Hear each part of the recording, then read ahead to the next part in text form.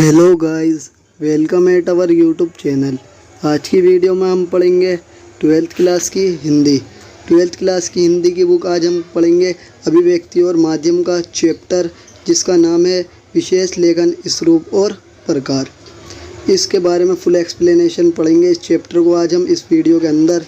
इस चैप्टर के अगर आपको नोट्स चाहिए पीडीएफ के रूप में, वो भी आपको मिल जाएंगे। इसका लिंक आपको डिस्क्रिप्शन में दे दिया जाएगा, अब वहाँ से आकर नोट्स डाउनलोड कर सकते हैं। इस वीडियो में सब कुछ आपका कवर हो जाएगा, इसके बाद कुछ आपको पढ़ने की ज़रूरत नहीं है। तो स्टार्ट करते हैं अपनी आज की ये वीडियो।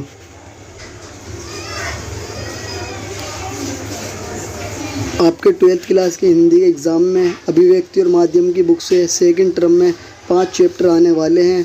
उनमें से फर्स्ट चैप्टर का नाम है कैसे लिखे कहानी, सेकंड है पत्रकारी लेखन के विभिन्न स्वरूप और लेखन प्रक्रिया। ये 2 चैप्टर जो हैं मैं आपको करा चुका हूँ। अगर आपने ये 2 चैप्टर नहीं देखे हैं, इसका भी लिंक आपको दे दिया जाएगा डिस्क्रिप्शन में, आप वहाँ से आकर देख सकते हैं इन दोनों चैप्टरों को।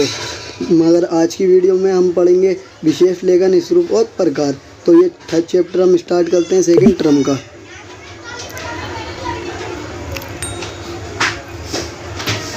आज के चैप्टर का हमारा फर्स्ट जो टॉपिक है उसका नाम है विशेष लेखन। इसी के आधार पर ही हमारा चैप्टर जो है उसका नाम रखा गया है। फर्स्ट टॉपिक पढ़ लेते हैं अपना विशेष लेखन। आपने देखा होगा कि कई बार जितने भी समाचार पत्र होते हैं वो हर रोज़ नई नई खबरें अखबार के अंदर छापते हैं। अखबार में जो खबरें होती हैं वो शिक्षा से रिलेटेड भी होती हैं, खेल से रिलेटेड भी, समाचार से, अर्थव्यवस्था से, कई तरीके की खबरें जो है हर दिन लिखी जाती हैं समाचार पत्रों के अंदर। परंतु कई बार ऐसा होता है कि समाचार पत्र के अंदर जो लेखन किया जाता है वो विशेष आधार पर किया जाता है, यानी कि बहुत ज़्यादा अच्छी तरीके से जब विशेष लेखन किया जाता है, बहुत ज़्यादा अच्छी तरीके से किसी बात को प्रेजेंट किया जाता है न्यूज़पेपर के अंदर, तो उसे कहा जाता है लेखन को विशेष लेखन। जैसे कि आपने देखा होगा, अगर क्रिकेट की खबरें हर दिन आती हैं अखबार के अंदर, तो आमतौर पर तो खबरें हर दिन आती हैं, परंतु जब फाइनल हो जाता है, फाइनल में कोई टीम जीत जाती है क्रिकेट के अंदर, तो विशेष प्रकार से किसी भी बात को समझाया जाता है कि कौन सी टीम किस तरीके से जीती है फाइनल के अंदर। इसी तरीके से देखा होगा आपने कि जब 2 देशों के बीच में युद्ध छिड़ जाए तो आमतौर पर तो अखबार में युद्ध के बारे में बातें मिलती रहती हैं, परंतु जब युद्ध ख़त्म हो जाता है तो जब कोई ना कोई एक देश लास्ट में जीत जाता है तो फिर लास्ट में अच्छी तरीके से एक्सप्लेन किया जाता है अखबार में किस तरीके से युद्ध हुआ था, किस तरीके से ख़त्म हो गया, कौन देश जीता।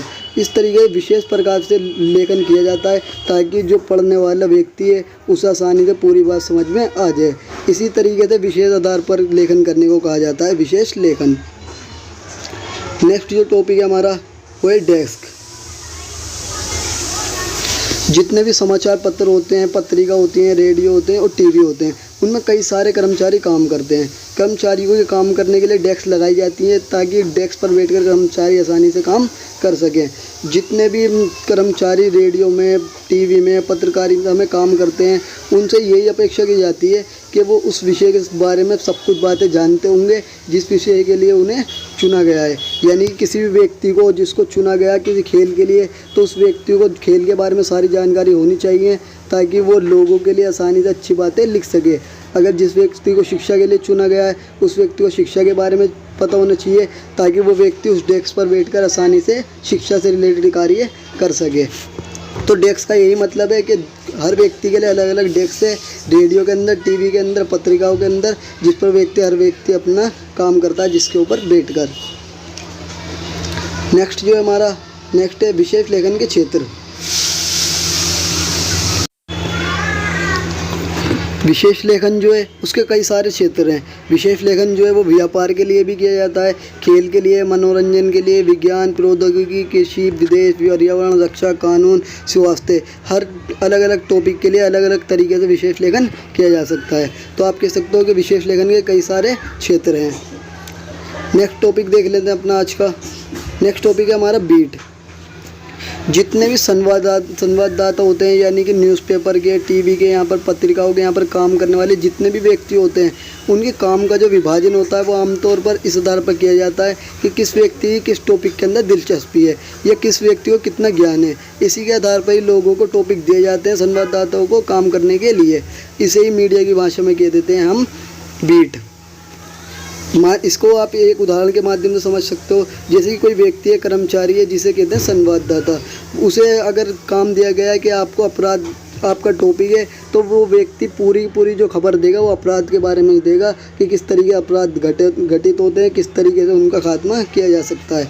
तो इस तरीके से आप समझ सकते हो बीट को, कि बीट के अंदर काम का विभाजन जो है हर व्यक्ति के ज्ञान के और दिलचस्पी के आधार पर किया जाता है, ताकि हर जो व्यक्ति है जिसे काम दिया गया है वो हर टॉपिक को अच्छी तरीके से एक्सप्लेन कर सके।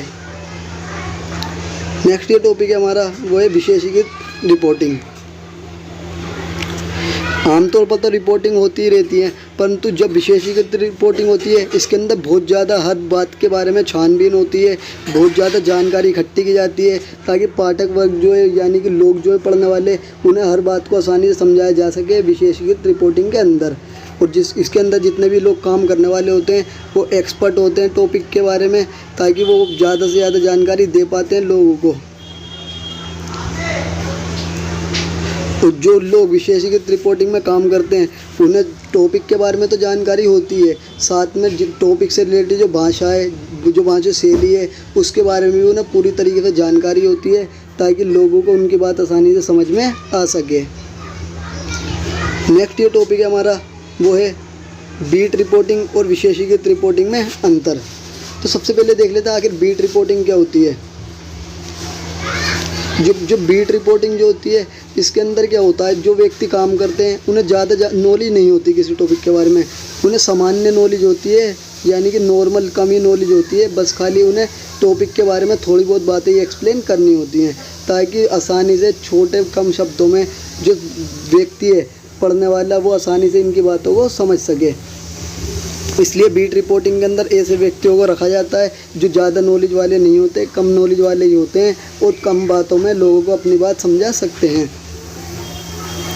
बीट जो कवर करते हैं रिपोर्टर, उनको कहा जाता है संवाददाता, यानी कि संवाद बताने वाले, यानी कि न्यूज़ बताने वाले लोगों को कहलाते हैं संवाददाता। परंतु विशेषीकृत रिपोर्टिंग में ऐसा नहीं होता है। जो विशेषीकृत रिपोर्टिंग होती है, इसके अंदर जितने भी लोग काम करते हैं वो सारे के सारे एक्सपर्ट होते हैं, क्योंकि उन्हें हर टॉपिक के बारे में अच्छी तरीके से एक्सप्लेन करना होता है, बारीकी से छानबीन करनी होती है, फिर जाकर बाद में हर टॉपिक को विशेष तरीके से एक्सप्लेन करना होता है, ताकि हर व्यक्ति को पूरी बात विशेष तरीके से समझ में आ सके। जो व्यक्ति विशेषीकृत रिपोर्टिंग का काम करते हैं उन रिपोर्टरों को कहा जाता है विशेष संवाददाता। देख लेते हैं अपना नेक्स्ट टॉपिक।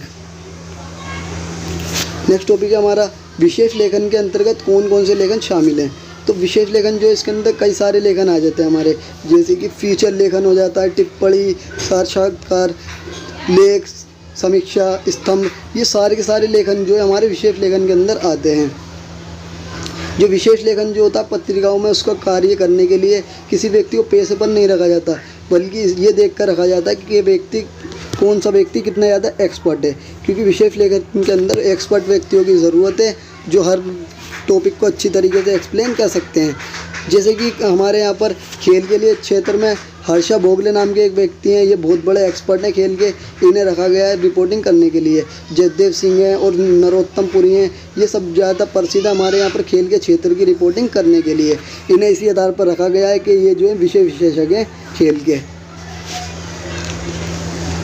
नेक्स्ट टॉपिक है हमारा विशेष लेखन। जो इसकी भाषा कैसी होती है, विशेष लेखन की भाषा जो होती है वो तकनीकी भाषा होती है, जिसके अंदर अलग अलग तरीके की शब्दावली का प्रयोग किया जाता है। जैसे कि अगर आप कारोबार के अंदर, व्यापार में देखोगे तो आपको इस तरीके से सिंपल बात एक्सप्लेन नहीं करी जाएगी, आपको इस तरीके से बात बताई जाएगी कि कारोबार और व्यापार में सोना उछला, चांदी लुढ़की, इस तरीके के शब्द जो प्रयोग किए जाते हैं, जिससे लोग जो कि लोगों को लुभाते हैं।